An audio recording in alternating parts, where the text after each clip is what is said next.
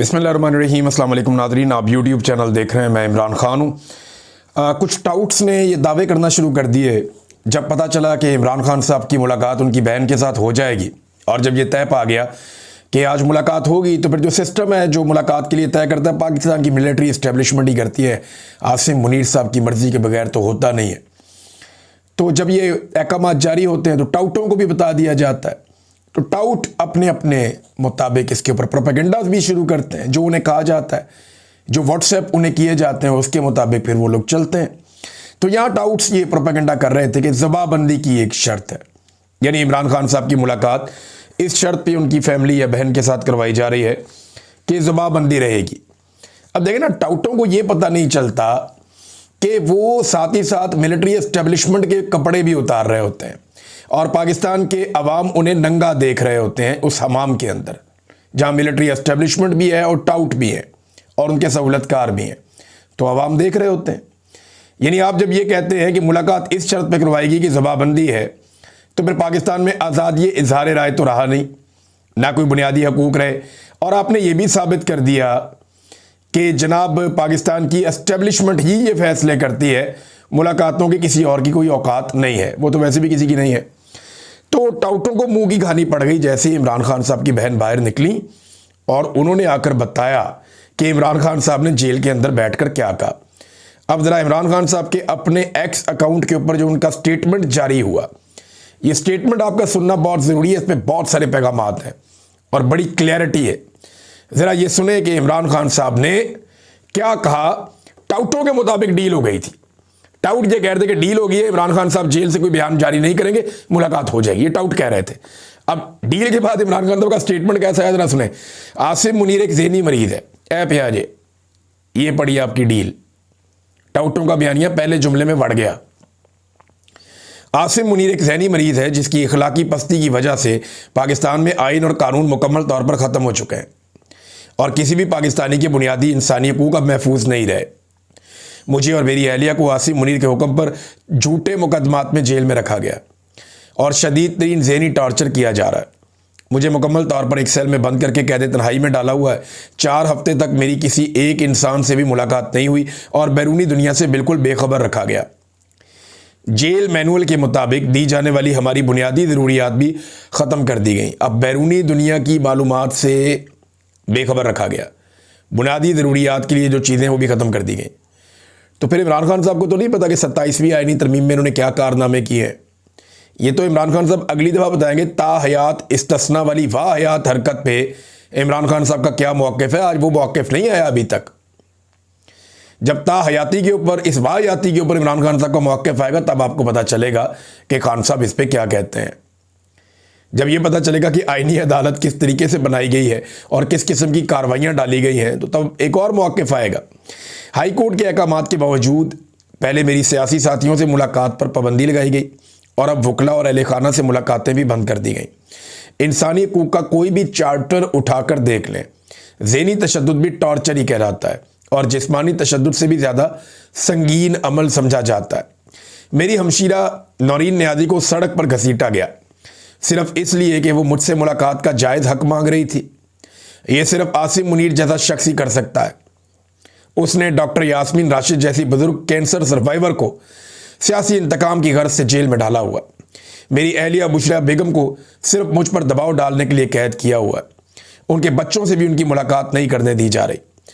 इनको तमाम सहूलियात से महरूम रखा गया है। इन सब मिसालों से इस शख्स की ज़हनी सतह का अंदाज़ा होता है।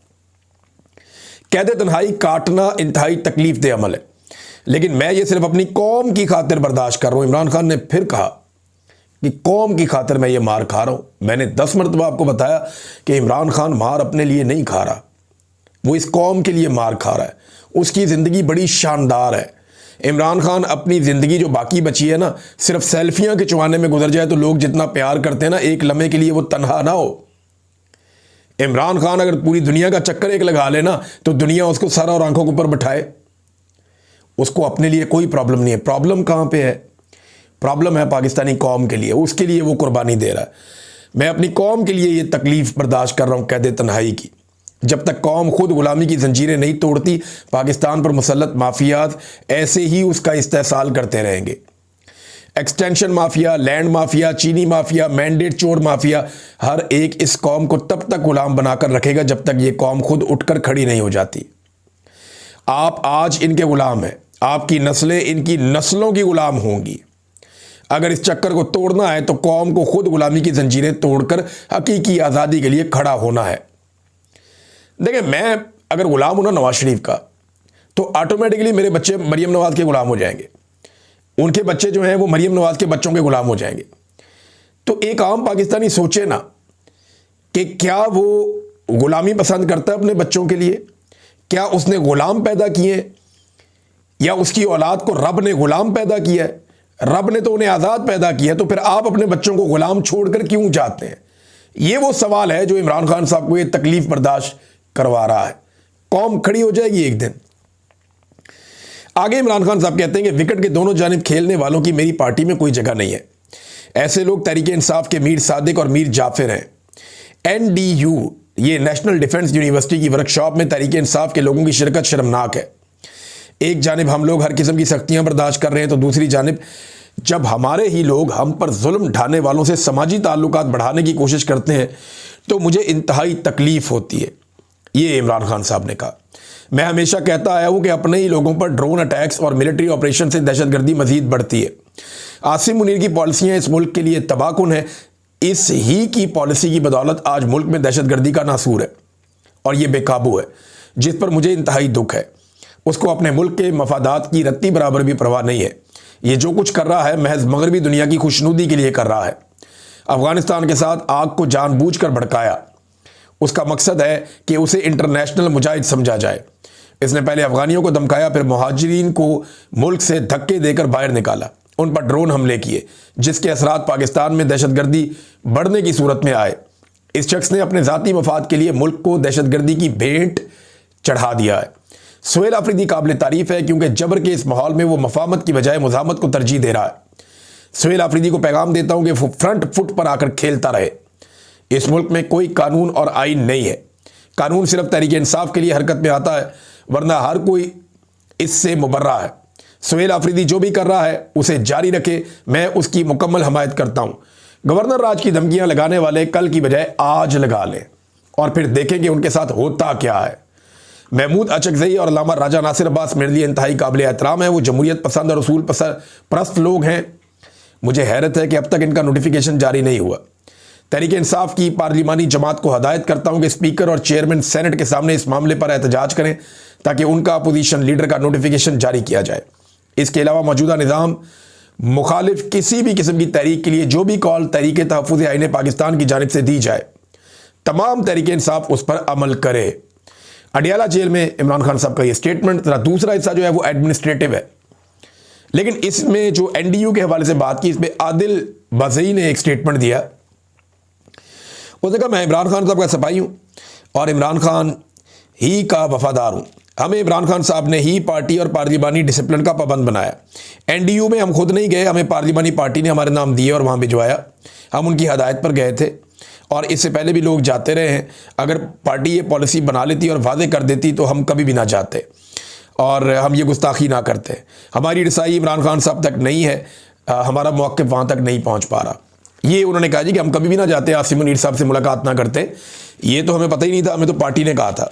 ये आदिल बज़ई साहब ने कहा। बाकी लोग भी ऐसी बात करेंगे, लेकिन देखें ना, जब इमरान खान साहब की आसिम मुनीर साहब से लड़ाई हो रही है और वो बार बार ये कह रहे हैं कि मुझे और मेरी बीवी को आसिम मुनीर ही मार रहा है, हमारी पार्टी को आसिम मुनीर ने ही मारा है, आसिम मुनीर ने ही हमारे साथ ज्यादती की है, तो फिर आसिम मुनीर के साथ जब आप अटेंड करेंगे कोई भी इवेंट्स या उनके साथ सोशलाइज होंगे तो इमरान खान साहब के कॉज को फिर नुकसान होगा। या तो इमरान खान साहब ने डील करनी हो ना, तो आप रास्ता बनाएं, मुलाकातें करके बातचीत करें कि सर आए, आप बैठे कोई रास्ता निकालें, सर छोड़ दें इमरान को। तरला मिन्नत आपने करना हो। आपको याद है जब नून लीग का बुरा वक्त चल रहा था तो जनरल बाजवा ने इसी किस्म की एक मीटिंग के अंदर जब बुलाया तो ख्वाजा आसिफ पानी की बोतल लेकर वहाँ खड़े हो गए जनरल बाजवा के रास्ते में, और PMLN के लोगों ने जनरल बाजवा को घेर दिया था और मिन्नतें तरले कर करके जनरल बाजवा का दिल नरम करने की कोशिश करते रहे। तो अगर यही काम PTI ने करना है तो फिर इमरान खान को जेल काटने की क्या ज़रूरत है और इतनी तकलीफ बर्दाश्त करने की क्या ज़रूरत है। दूसरी जो चीज़ें इमरान खान साहब ने कही कि पॉलिटिकल कमेटी ख़त्म कर रहा हूँ। सलमान अकबर राजा के पास इख्तियार है कि वो एक नई मुख्तसर कमेटी बनाएं जो सियासी हिकमत अमली वज़ा करे और उस पर अमल दरामद करवाए। शाहिद खट्टक को कौमी असम्बली में तहरीक इंसाफ का पार्लिमानी लीडर नामजद करता हूँ। पाकिस्तान बार के इंतखाबात में तहरीक इंसाफ मुत्तहद होकर उन उम्मीदवारों की भरपूर हमायत करे जिन्हें सलमान अकरम राजा और हामिद खान नामजद करेंगे। खैबर पख्तूनख्वा के जो वकला के मामलात हैं वो सारे सुहेल अफरीदी साहब उसका खुद जायज़ा लें और बेहतरी के लिए ज़रूरी फ़ैसले करें। फिर किसानों के बारे में उन्होंने कहा कि मईशत की रीढ़ की हड्डी है ज़राअत, इसका मौजूदा जो सूरत हाल है परेशान कुन है।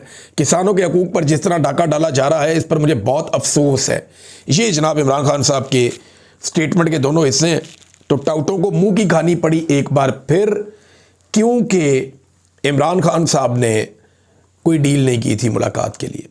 ये लोग कहानियाँ सुना रहे थे कि जनाब डील हो गई मुलाकात के लिए और कोई बयान बाहर नहीं आएगा, तो जनाब बयान तो आ गया बाहर और वो सबने सुन भी लिया। दीगर कुछ और लोग भी हैं, इनके नाम भी आ गए हैं जो लोग गए थे एनडीयू में, और अभी इनकी सफाइयाँ भी आ जाएंगी कुछ देर में।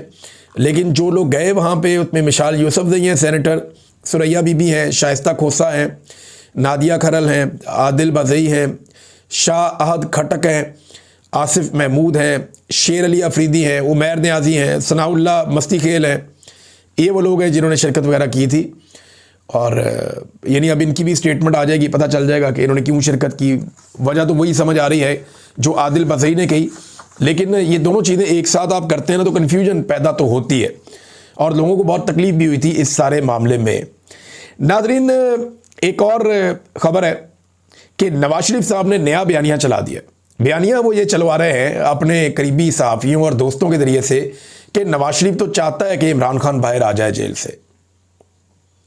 यानी पूरी की पूरी नून लीग दिन रात इमरान खान को गाली देती है, बदतमीज़ी करती है। पूरी की पूरी नून लीग रोज़ाना की बुनियाद के ऊपर इमरान खान साहब के खिलाफ मुकदमा पेश करती है। नून लीग रोज़ाना की बुनियाद के ऊपर इमरान खान साहब को सख्त से सख्त सज़ा देने और कभी भी जेल से बाहर ना निकालने का इंदिया देती है। जबकि नवाज शरीफ साहब अपने दरबारियों के ज़रिए से ये खबर बाहर निकलवा रहे हैं कि जनाब मैं तो चाहता हूँ कि इमरान खान आज़ाद हो जाए। ये लोग रोटी को चोची कहते हैं मियाँ साहब, लोग पागल हैं। अब आपने एक गलती कर दी, अच्छे खासे आप जूते पॉलिश कर रहे थे, आपने उड़ते हुए तीर के सामने आना पसंद फरमा लिया, तो अब आप जाने और तीर जाने। इमरान खान को आप बीच में क्यों लाते हैं? थोड़े दिन पहले तो मियाँ साहब आप कहते मकाफात अमल है, इमरान खान को लाने वालों का नहीं जनाब सबका कसूर है, वो जो लेकर आए उनको भी टांग दो। थोड़े दिन पहले तो आप बड़े इनकलाबी बने हुए थे, अब आप कहते हैं जनाब इमरान खान को आप बाहर निकालना चाहते हैं। मियाँ साहब खबर वही है जो आपके अंदरूनी सोर्सेज बताते हैं। आपके बहुत करीबी लोगों से हमें पता चला है कि आपकी ख्वाहिश एक ही है कि किसी तरह पाकिस्तान की मिलिट्री एस्टेब्लिशमेंट या आसिम मुनीर साहब आपको इमरान खान साहब से मुस्तकिल छुटकारा दिलवाएं। ख्वाहिश आपकी यही है। मियाँ साहब इमरान खान तो दूर की बात है, यास्मीन राशिद को आपने आज तक बाहर नहीं आने दिया। जब यास्मीन राशिद साहब को गिरफ्तार किया गया था तो चंद महीने के बाद उनको रिहाई मिल गई थी, लेकिन मियाँ साहब की ख्वाहिश के ऊपर यास्मीन राशिद साहबा को दोबारा गिरफ्तार किया गया क्योंकि वो हल्के में जाती और अपनी कंपेन खड़ी करती और नवाज शरीफ के लिए मुश्किल होता। वो नवाज शरीफ वहां से इलेक्शन लड़ता है। तो नवाज शरीफ साहब ने तो एक कैंसर ज़दा खातून को आज तक बाहर नहीं आने दिया कि वो बाहर आएगी और मेरे से मेरी जाली फार्म 47 के ऊपर जीती हुई सीट वापस छीन लेगी। तो इमरान खान तो बहुत दूर की बात है, आपने तो कैंसर की पेशेंट एक खातून जो 70 साल से जायद उनकी उम्र है, मियाँ साहब आपने तो उन्हें माफ़ नहीं किया। तो आप अपने दरबारियों के ज़रिए से ज़्यादा वो सके सवित्रे बनने की कोशिश ना करें, कौम को पता है जो आपने किया है। नाज़रीन, सुहेल अफरीदी की एक मुलाकात हुई अमरीकी कौंसल जनरल से, उस पर एक स्टेटमेंट भी जारी हुआ है कौंसलेट पेशावर की जानिब से, और इसके अंदर कहते हैं जी बड़ी इंपॉर्टेंट डिस्कशन हुई है क्राइम के ऊपर, टेररिज्म के ऊपर और आपस में मिलकर काम करने के हवाले से। और कुछ खबरें आ रही हैं कि जनाब मादनियात के मामलात हैं या इंडस्ट्री के मामलात हैं या तामीराती या जो प्रोजेक्ट्स हैं उनके हवाले से कोई मामलात हैं, तो वो खैबर पख्तूनख्वा की हुकूमत वो करना चाहती है अमेरिका के साथ बातचीत करी। तो दिस इज़ गुड। अगर पाकिस्तान की फेडरल गवर्नमेंट डायरेक्टली डील करती है जाके अमेरिका के साथ तो ये बहुत अच्छा है। कोई भी सूबाई हुकूमत खुद डील करती है तो बहुत अच्छी बात है, लेकिन फौज को यह हक नहीं है कि वो जाए और जाकर सियासतदानों के या अवामी नुमाइंदे के हक को मारते हुए खुद से डीलें करती फिरे कि जनाब हम आपको मादनियात देंगे, हम आपको ये वाली चीज़ देंगे, हम आपको वो वाली सहूलत देंगे, दहशतगर्दी के खिलाफ हम ये। फौज का काम नहीं है भाई। अगर दहशतगर्दी के खिलाफ अमेरिका से कोई मदद चाहिए तो वहाँ ख्वाजा आसिफ जाएगा ना, बेशक जाली वजीर दिफा है लेकिन वही जाएगा, वही जाकर बात करेगा। ख्वाजा आसिफ को जाना होगा, वज़ीर दाखिला मिल सकता है, वज़ीर खारजा मिल सकता है, वज़ीर दिफा मिल सकता है। मेन दो लोग हैं, वज़ीर दिफा और वज़ीर खारजा। वज़ीर आज़म मिल सकता है, लेकिन ये आर्मी चीफ का मिलना, फील्ड मार्शल का, बाकी लोगों का, ये गैर ज़रूरी है। ये एक्सरसाइज नहीं होनी चाहिए, यानी ये मुनासिब नहीं है, कोई तरीकाकार नहीं है। अवाम के मुंतखब नुमाइंदों को मुल्क चलाना चाहिए, तो ये अच्छी बात है। एक और बड़ा पॉजिटिव काम जो सुहेल अफरीदी ने किया, ये बहुत इंपॉर्टेंट है और बड़ा अच्छा काम किया है। कम उम्र होने के बावजूद तजर्बाकारों से ज़्यादा समझदार सुहेल अफरीदी साबित हो रहे हैं और सबसे ज़्यादा सियासी नुक्ता नज़र से बेहतर साबित हो रहे हैं। पहले उन्होंने जरगा किया जिसमें सारी सियासी जमातों को बुलाकर उन्होंने ऑन बोर्ड लिया, और अब एनएफसी के मामले पर, यानी एनएफसी का अवार्ड होने जा रहा है, उसमें खैबर पख्तूनख्वा को उसका हिस्सा मिलेगा, तो इस पे उन्होंने अपोजिशन को अपने साथ बिठाकर फैसला किया। पीपल्स पार्टी, जेयूआई, तमाम अरकान जितनी पॉलिटिकल पार्टीज़ के हैं उन सबको बुलाया और सूबे के मुश्तरका मफादात के हवाले से जो मालियाती हुकूक हैं सूबे के, उनको लेकर अफरीदी साहब ने बातचीत की और सबको एतमाद में लिया, और अपोजिशन जो है वो भी इसके अंदर जाकर शामिल हुई। कितनी अच्छी बात है। पंजाब में तो मरियम नवाज शक्ल नहीं देखना चाहती अपने इत्तेहादियों की भी, सिंध में भी ऐसे ही है, लेकिन खैबर पख्तूनख्वा में भारी अक्सरियत होने के बावजूद सुहेल अफरीदी सबको ऑन बोर्ड लेकर चलता है। ये है जमहूरियत और ये है सियासी तरीक़ाकार, क्योंकि एक स्टूडेंट यूनियन से एक तालिब इल्म उठकर आया है तो उसकी ट्रेनिंग अच्छी है और एक जमहूरी तरीके से वो चल रहा है। नादरीन, ये एक और ख़बर है। खबर आप देखें, पाकिस्तान में तजारती खसारे में इजाफा हो गया। ये तजारती खसारा क्या होता है? जो आप पाकिस्तान से बाहर एक्सपोर्ट करते हैं और जो इंपोर्ट करते हैं, इसके बीच में जो रकम का फ़र्क होता है उसे तजारती खसारा कहते हैं। यानी वो मुल्क हमेशा फ़ायदे में होता है जो ज़्यादा चीज़ें अपने मुल्क से बनाकर बाहर भेज रहा है और कम चीज़ें बाहर से उसके मुल्क में आ रही हैं, तो वो मुनाफे में जा रहा होता है, उसको तजारती फ़ायदा हो रहा होता है, मुनाफा हो रहा होता है।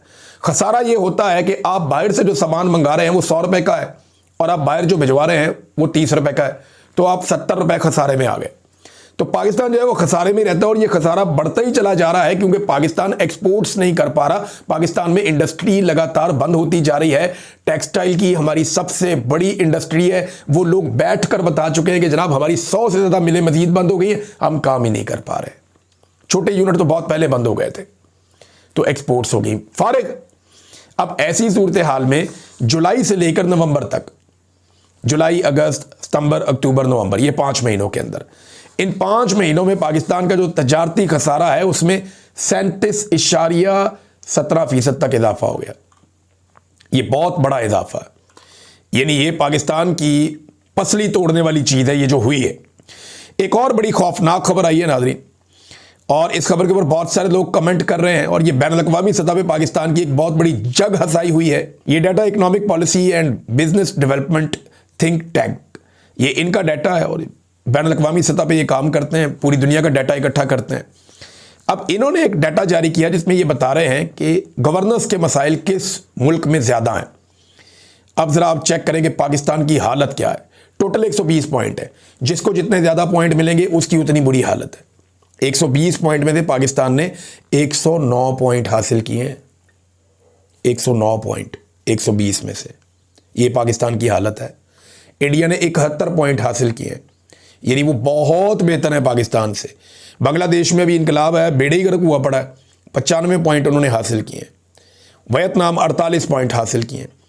तुर्की ने 74वें नंबर पे। तो पाकिस्तान 109वें नंबर पे पहुंच गया 120 में से। 120 पॉइंट्स में से 109 पे पाकिस्तान पहुंच गया। बेड़े ही गर्क कर दिया पाकिस्तान की गवर्नेंस का इस हुकूमत ने, और ये डाटा इस बात की गवाही दे रहा है। इसमें क्या क्या चीज़ें नोट की जाती हैं? वॉइस एंड अकाउंटेबिलिटी, एहतसाब का निज़ाम, बोलने की ताकत, पॉलिटिकल स्टेबिलिटी, सियासी इस्तेहकाम है ही नहीं, एब्सेंस ऑफ वायलेंस, यानी यहाँ पे तशद्दुद नहीं होना चाहिए, तशद्दुद तो बहुत ज़्यादा है पाकिस्तान में। गवर्नमेंट इफेक्टिवनेस, ये भी नहीं है पाकिस्तान में, गवर्नमेंट इफेक्टिव है ही नहीं। Regulatory authority and there quality, कोई चक्कर नहीं है। रूल ऑफ लॉ बिल्कुल ही फारग है Pakistan. Control of corruption, corruption के ऊपर काबू पाना, ये भी नहीं हो रहा पाकिस्तान से। अब ये सारी चीज़ें मिलकर जो बेड़ा गर्क कर रही हैं, पाकिस्तान को 109 पॉइंट मिल गए 120 में से। कितनी आपकी पथेटिक सूरत हाल है गवर्नेंस की पाकिस्तान की गवर्नमेंट की, और इसके बावजूद ये कहते हैं हम टेक ऑफ कर रहे हैं। ये टेक ऑफ कर रहे हैं आप मियाँ साहब, बेड़ा गर्क कर दिया पाकिस्तान का पकड़ के आपने। नादरीन, जब इमरान खान साहब के दौरे हुकूमत में पीका एक्ट के ऊपर तरमीम हो रही थी, ये आया तो पहले 2016 में था नवाज शरीफ के दौर में, फिर जब इसके ऊपर पीका एक्ट में तरमीम हो रही थी तो सहाफ़ियों ने बड़े बड़े कैंप लगा दिए, बैठ गए उधर सारे रज के। उन्होंने कहा सवाल ही पैदा नहीं होता, हम नहीं होने देंगे, हम नहीं होने देंगे, ये कानून हम नहीं बनने देंगे। हालांकि ये जो अब इन्होंने पीका बना दिया ना, ये उसका इमरान खान साहब के दौर में 5% भी नहीं था। जितना जुल्म अब किया है ये तो कानून ही नहीं है, ये तो कोई इन्होंने तलवार बना दी है जो सबकी गर्दन उतार देगी। ये तो कानून तो इसको कह ही नहीं सकते आप, ये तो लाकानूनियत है, बिल्कुल काला कानून जो इन्होंने अब पीका का बनाया। अगर उस दौर में 5% भी नहीं था इंपैक्ट और सारे सहाफ़ी बैठे हुए थे खेमे और कैंप लगा के और धड़ाधड़ वहां पे एहतजाज हो रहे थे, और आज जब पीका यहां पे नाफिज कर दिया, बंदे पकड़ पकड़ के अंदर डाल रहे हैं, हमारे सहाफ़ियों को इन्होंने नाक में दम किया हुआ है और कोई सहाफ़ती तंजीम उसके खिलाफ खड़ी नहीं हो रही, कोई उसके बारे में बात नहीं कर रहा। यहां पे अल्लामा राजा नासिर अब्बास साहब ने इसके ऊपर एक स्टेटमेंट भी दिया कि जब पीका एक्ट लगा तो हमें लगा कि सहाफ़ी हर रोज़ एहतजाज करेंगे, लेकिन जब जुल्म होता है तो सब खामोश हो जाते हैं, तो फिर जालिम और ज़्यादा दिलेर हो जाता है। खामोशी जुल्म के मुकाबले में जुर्म है। तो सहाफ़ी जो है ना, वो इमरान खान साहब के दौर में बहुत ज़्यादा खड़े होकर तहरीकें चलाते थे, लेकिन आज के दौर में जुल्म उससे 10 गुना ज़्यादा है या उससे भी ज़्यादा है और तहरीक चलाने वाला कोई भी नहीं। नादरीन, सोहराब बरकत साहब की अच्छी खबर यह है कि वो जुडिशल हो गए और मैं उम्मीद करता हूँ कि जल्दी उनकी बेल भी हो जाएगी। वकला की बड़ी मेहरबानी, सब ने बड़ी मेहनत की, लेकिन अभी 2 जर्नलिस्ट हैं, उनके लिए आप सब आवाज़ उठाएं, जिनमें एक आगा शेख सरवर साहब हैं, एक राय गुलाम अली साहब हैं, उनको शनाख्त परेड में देखें पकड़ा हुआ है और आज के दिन में उन्हें पेश किया जाएगा। मैं उम्मीद करता हूं कि वकला इस केस को भी अच्छे तरीके से लड़ेंगे और आप सारे सपोर्ट करने के लिए पहुंचेंगे और अल्लाह करे कि वो भी जल्दी बादियाब होकर अपने घरों को जाएं, क्योंकि फैमिलीज़ बहुत तकलीफ़ बर्दाश्त करती हैं जब इस किस्म का जुल्म किया जाता है। अब तक के लिए इतना ही, अपना ख्याल रखिएगा, अपने इस चैनल का भी। अल्लाह हाफ़िज़।